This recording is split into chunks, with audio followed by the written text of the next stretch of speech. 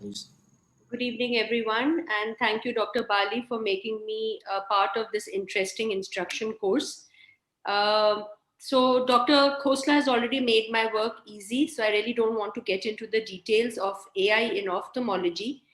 But what is important for us to know is that AI in ophthalmology is important for diseases which require early screening, and that can really make a huge difference in the ultimate outcome of the patient.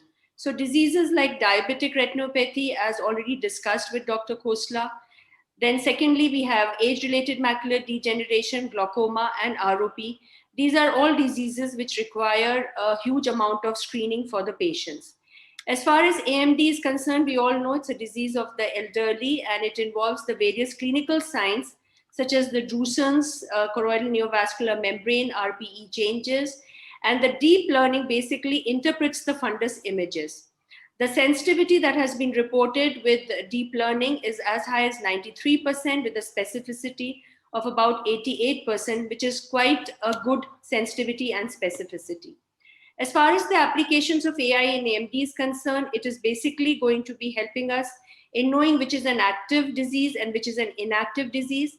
And beyond the fundus photographs, now the AI is also assessing the OCT images of these patients and detecting if the patient is having any intraretinal or subretinal fluid, a choroidal neovascular membrane. Now, that's very important because AI can step in the follow up of these patients and raising an alarm whenever they have to go back and see their retina specialist. So they can actually be technical people who can be just doing the application and just assessing the OCT images and recommending them to go back to their retina specialist for further management.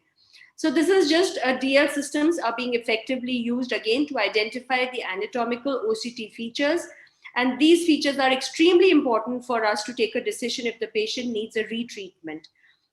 Again, with the OCT images, the sensitivity reported in literature is as high as 87 to 100%. The AMD diagnosis and accuracy, which has been measured, is as high to the diagnosis by a retina specialist. So that is of extreme importance. These are the various other studies which have been mentioned in literature where they have done the application of AI for screening for AMD. Now, AI also has an application in retinopathy of prematurity, and the two major barriers in ROP screening are the inter-examiner variability in diagnosis, and only a few trained examiners are available for screening ROP, and that is where lies the importance of application of AI. And again, we see that the sensitivity and specificity, which has been reported in literature, is pretty good for us to do a basic screening of babies for ROP. There is an IROP system that has been also described in literature, which is basically informatics in ROP. And again, if you see the area under the curve is extremely high as 0.98. So they have also created a severity score for ROP monitoring and for treatment, which again has a very high clinical significance.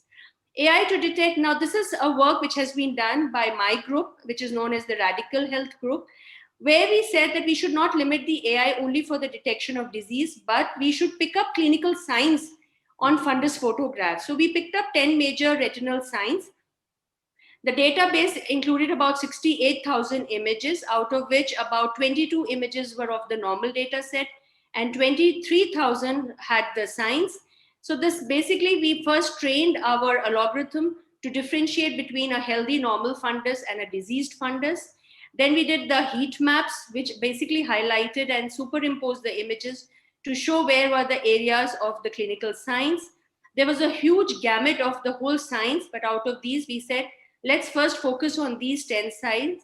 And if you see that the sensitivity and specificity again came out to be extremely high, it was all above 90%, which is extremely good for doing a screening protocol. This Dr. Khosla has already shown. This is the kind of report which gets generated. So you have a normal fundus, you have an abnormal fundus where the AI picks up the subtle changes of microaneurysms and hard exudates.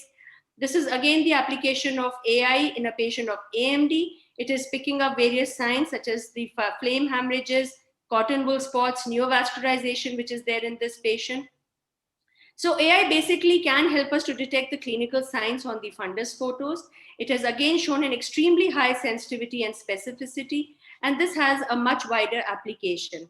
AI now is being also applied for cataract, where it is having an accuracy of about 70%, detects what is the grade of the cataract present, and based on that, it can actually recommend whether you are in need of a surgery or not. Something which is interesting, which has come up in AI, is the detection of Alzheimer's disease. So we have the new AI algorithms now measuring the inner and outer retinal layer thickness on OCT images to predict the risk of the Alzheimer's disease. We have a lot of pitfalls in AI application, and that is basically, as mentioned by Dr. Khosla, it can be a high cost of the technology. In-depth training experiences are required for developing these AI algorithms. The basis of diagnosis made by AI algorithms is mechanical, and some amount of human intervention will always be required to detect each and every feature or the variation of a disease. There will always be a medical legal aspect to the application of AI, which we cannot ignore, and there is no 100% solution to the legal aspects. As far as the future of AI in ophthalmology is concerned, it is going to be applied in pediatric ophthalmology to detect leukocoria, and also use of AI in multimodal imaging. So the future is very bright for the application of AI in ophthalmology. So thank you once again for your patient listening. Thank you, ma'am. Thank you, Dr. Agarwal.